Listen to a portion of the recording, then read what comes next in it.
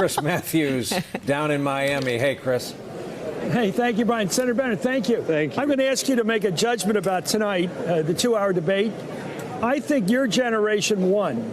I mean, you and Kamala and Kirsten Gillibrand, and I thought the two older guys who will be in their 80s in the first year, second year of their presidency did not look good tonight. Your thoughts? Well, my main thought is how much I miss Claire McCaskill, I should say. But second, Bernie posed the question at the end. He said, if you guys all want to do this, how can for the last 40 years we have this lack of economic mobility in the country? To which I say to Bernie, exactly. Maybe it's time for new leadership to figure out how we're actually going to drive the country forward. I think it's time. It seemed to me that for the first time, it didn't happen last time, there was some pushback against the hard left, if I can use some shorthand here. Bernie stands for what he calls Medicare for all. That's what he calls it. Financially, it is much more complicated than that. You and a lot of the other candidates tonight said, no, I've got a different approach. Some said, fix Obamacare first. What is true of Bernie is that tonight he told the truth about his plan, which I appreciate, which is that it makes insurance, private insurance, illegal except for cosmetic insurance. That is not something we can sell in the state of Colorado. That is not something that we can sell in Arizona or North Carolina. We need to beat Donald Trump. We need a presidential candidate who can speak to the rest of the country. And if we're going to dislodge Mitch McConnell as well, we need to elect Senate candidates that can do this. In a free country, how can you say you can't sell health insurance? I don't understand what he's talking about. Why would you? I mean, why would it be? It's not constitutional. You can't say, well, you can't sell soap, you can't sell cars, but you can't sell health insurance. What kind of law would that be? I don't know why. I don't even know where it would fit. I don't know why you would. What Bernie says is because he thinks the private insurance companies are gouging people. Yeah. And you know what? They probably are. So there are probably ways of regulating that. But still, why not give people an option? And if they hate their private insurer, which I occasionally have myself, they can move on to something else. But we can't wait. I mean, these ideological debates that have taken decades and decades of the American people's time have to give way to something else. Let me talk to you about, I thought something was interesting because Biden, the former vice president, recalls better days in the Senate. He talks about being able to deal with Mitch McConnell. And of course, those of us who've been covering news the last couple of years remember Merrick Garland. He just killed a Supreme Court nominee right in our face. Is this idea, you said something tonight about gridlock is Mitch McConnell. Right. I think, look, first of all, there are structural problems with Congress now that the vice president didn't deal with.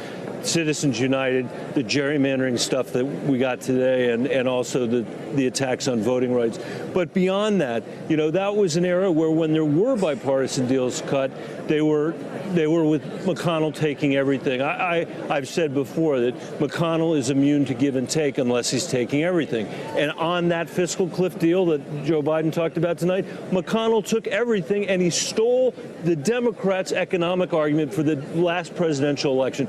We had run against the Bush tax cuts. That deal made those Bush tax cuts, almost all of them, permanent. We had run against across-the-board cuts, the so-called sequester that was going to be so ugly that Congress would never pass it. That deal made it the law of the land. Tonight, it's the law of the land.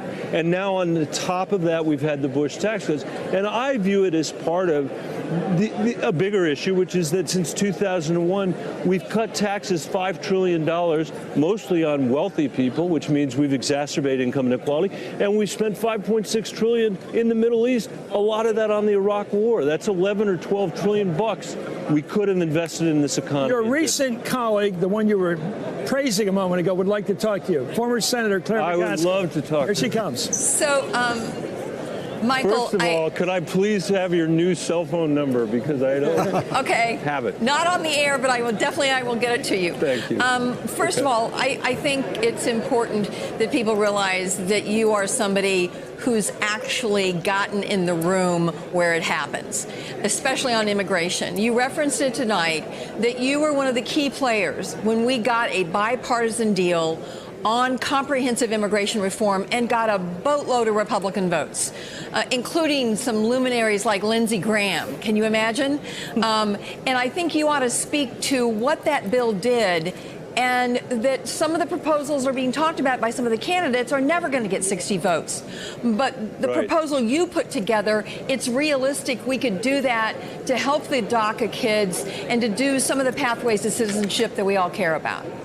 So two things, Claire. First of all, that bill had a pathway to citizenship for the 11 million people that are undocumented. It had the most progressive DREAM Act ever conceived of, and it had $46 billion of border security. So every time Donald Trump says Democrats are open borders, Democrats should talk about that bill because every Democratic senator, including you, voted for it. But the second thing that's important, I think, is the process that we went through. 6 months meeting together behind closed doors to fashion a legislative compromise. Then it went to the Judiciary Committee. Then we marked it up. Then we went to the floor. This is the Senate Chris Matthews would remember. Yep. This wasn't cutting a deal at 2 o'clock in the morning on a piece of legislation that nobody read, which was what the fiscal cliff deal was. And I think this is the way we're going to be able to build bipartisan support. Do it in a way that the American people understands what's at stake. Figure out ways of compromising on issues without compromising on principle, and let's move the country forward from this tired debate that's not going to get us where we need to be. We have to say goodnight, but I want to ask you a last question, yes or no. Was your colleague, Kamala Harris of California, was she right to go after Biden, the former vice president, for praising the civility of segregation of senators? Well, I think that that she was right to do that. I think he shouldn't have asked Cory Booker to apologize. But tonight, I also think we heard such a powerful statement from Senator Harris about her experience as a little kid in her school district. You know, as somebody who was a superintendent at Denver Public Schools and knows what those busing wars looked like. It was before my time, but there were people still around that made those incredibly difficult decisions, needed support from the federal government. I'm glad Kamala said what she said. She said she still feels the hurt. Senator, thank you very much. Chris. Senator Good Michael to see Bennet. you. Back to you, Brian. All right, Chris Matthews, thanks. He just asked Claire for her digits. It's unbelievable to see on live television. Hey there, I'm Chris Hayes from MSNBC. Thanks for watching MSNBC on YouTube. If you want to keep up to date with the videos we're putting out, you can click subscribe just below me or click over on this list to see lots of other great videos.